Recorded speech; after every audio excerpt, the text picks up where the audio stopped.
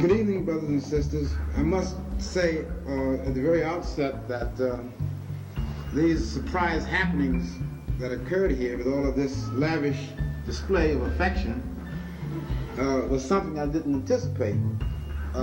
Whenever I leave my hideaway in Michigan to go out and face the world, I'm always a little apprehensive what I'm going to meet out there. Was it going to be friend or foe?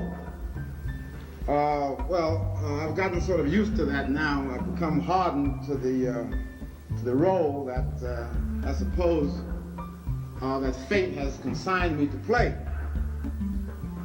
But you should understand that the role that I am playing as an individual at this juncture of our history is not a role that even I planned to play.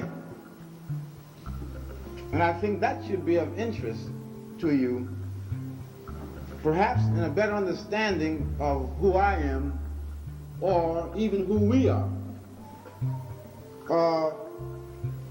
I'm playing a chance role, a role that was brought about by circumstances that it is taking me 25 years to understand.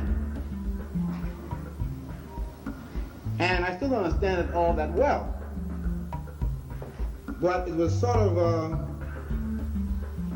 you might call it, adjusting to a role as one went along. Now, I'm not going to be long-winded here tonight. I don't want to be. But there is so much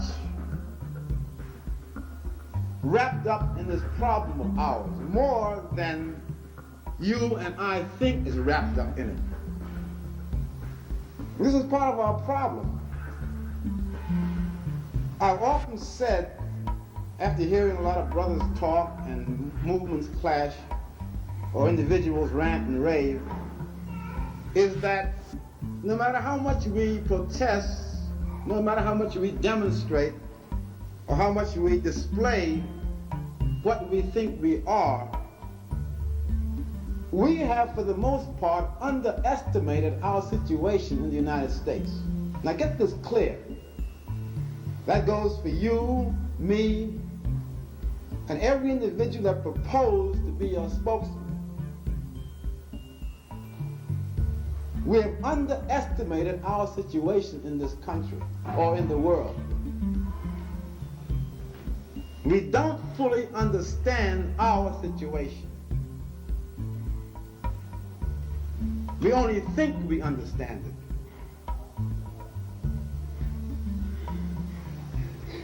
I recall back in 1962 and 3, when I was in Harlem, there was a young brother there who worked in close collaboration with me on a number of movements in that community. And frankly, this young man, I could say at that time, was a much braver soul than I was. Because let's face it, I'm a middle-aged man. I went through World War II. And let me tell you, I went through World War II. And after that, I ceased being a brave person. I'd had it. As one gets older, one gets less and less accustomed or desirous of taking risks. But this young man, 21-year-old, was one of my colleagues. And when things got very hot in Harlem in the fight among different black factions, he decided to bow out. And he said to me one day that he's going underground because he said, it's not that I'm afraid, that isn't it.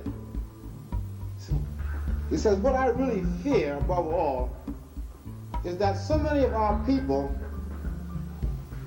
don't know what they're doing. He says, but that isn't so bad that they don't know what they're doing. He said, what is really scary is that they don't know they don't know. They don't know that they don't know what they're doing. And this frightened him. And he became less militant. However, I understood after 4.5 years in the Army and 10 years in the radical movement in New York, it became clear to me that before we as a people could attempt to storm the barricades successfully, we have first got to know what we are doing and why. And if we should do thus and thus and not that and that. We have been forced to do thus and thus and that in the course of the last 10 years or so, only because historical circumstances pushed us to the point where we were forced to act. But it was not really informed action. It was reaction against a set of circumstances acting upon us.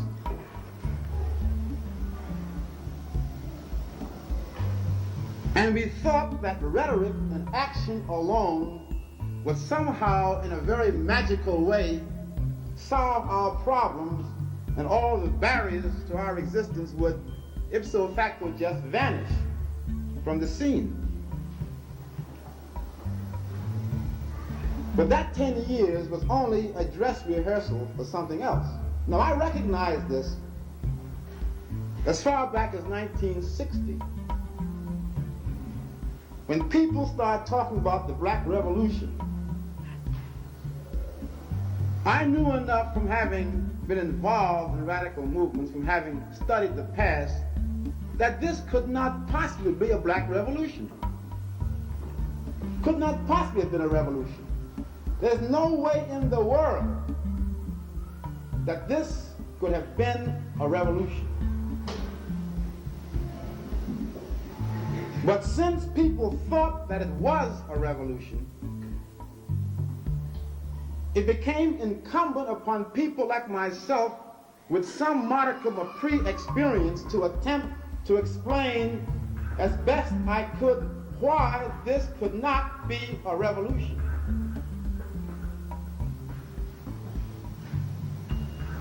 I felt that perhaps in the attempt to explain why this was not a revolution,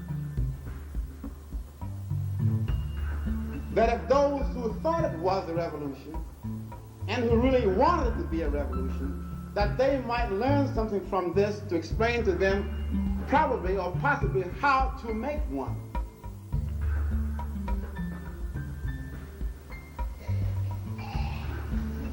And so the passing of the 60s then has brought us to that point.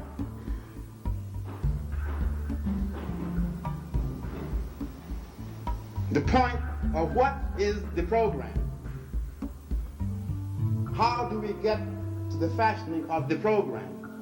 Whatever that is supposed to be. Now, I cannot presume as one individual to tell you what the program should be. Because number one, even I, as one black, does not know what other blacks really want. And you cannot fashion a program for people who don't know what they want.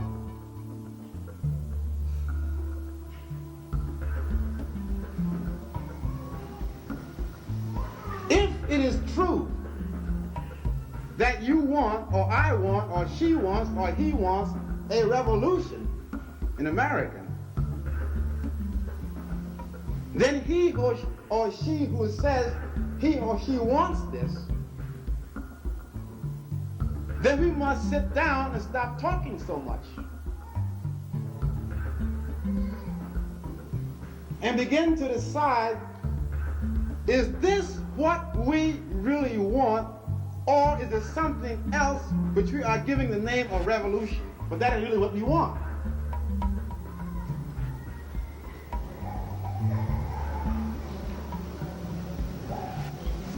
During the 60s, and even now, as a result of the 60s, we have the remnants of certain trends and factions and movements still around, saying they represent this, that, or the other. One says, I'm Pan-Africanist. Another says, I'm separatist. Other says, I'm nationalist. Other says, I'm revolutionary.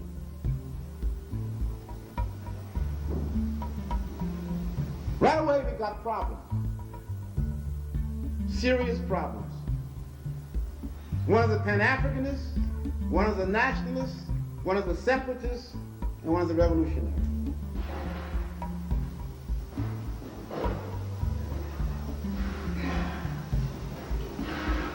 We got a problem in program, method, conception, and analysis.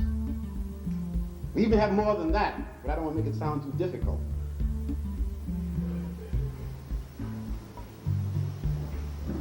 We've got to begin to ask ourselves, first of all, some very fundamental questions, and to ask ourselves these questions honestly. Forget the rhetoric, and forget what your friends might think of you. Forget all of that. Ask yourself, if I am a Pan-Africanist, is that synonymous with revolution? Is it or isn't it?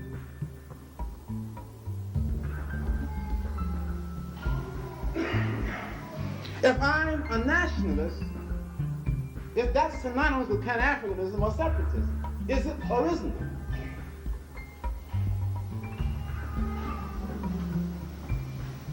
If I'm a revolutionary, is that synonymous with a separate state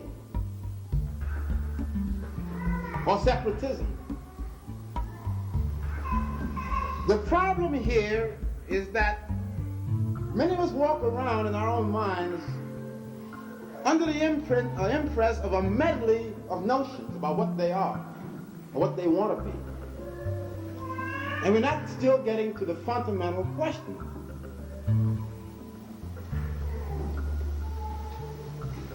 I'll be brief for the time being. But no matter what you are right now, and you can be anything you want to be, believe me, I don't care what you are. Right now, no matter what you are, you have got to stop and ask yourself first one fundamental question before you entertain anything else. I believe the first question you must ask yourself is this: is it possible, realistic, and probable that I can achieve what I think I want within the context of this society as it exists right now? I don't care if you're a Pan-Africanist, separatist, nationalist, immigrationist, revolutionary, I don't care what you are. It becomes important for you to stop and ask yourself this fundamental question: can I achieve my aspirations within the context of this society called America?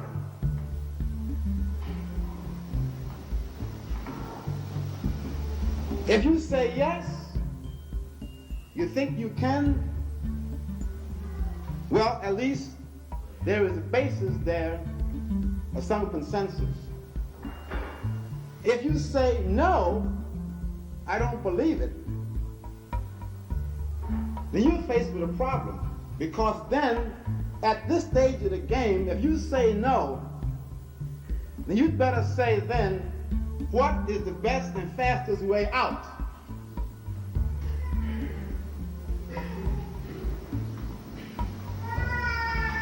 And that is being honest and realistic. Anything less than that is pure bull and rhetoric and talk is meaningless in terms of program, mind you. We're talking about program now. We're not talking about whether or not you wear a dashiki or straighten your hair. That's irrelevant already. We are talking about the elements that should go into a viable program for the future. And it's got to be based on a number of assumptions and a number of heartfelt beliefs about the future of blacks in the world, and specifically in this country. And we've got to be hard-headed about this, because this is no time for muddle-headed thinking about anything, fads and passing fancies. No time for that. Because the 1960s presaged a development in America, in the Western Hemisphere, that is fateful for black people in this country. Decisions are going to have to be made about the role we play or don't play.